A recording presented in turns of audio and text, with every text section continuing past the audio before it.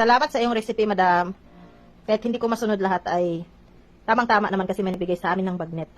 So, salamat Ate Beth dahil every week nakakatikim kami ng bagnet.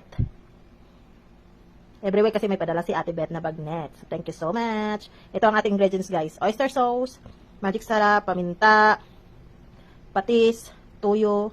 Yung patis ko may konting suka, celery, pipino, at sibuyas. 3 sibuyas sana ilagay ko kaso pinaiyak ako. Tsaka siling green na naging pula na. Ang ating pagluluto.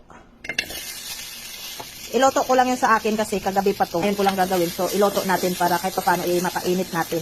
Ilagay na natin ang ating sibuyas, stalk ng celery, tsaka green na chili. Para rin pala siyang sisig.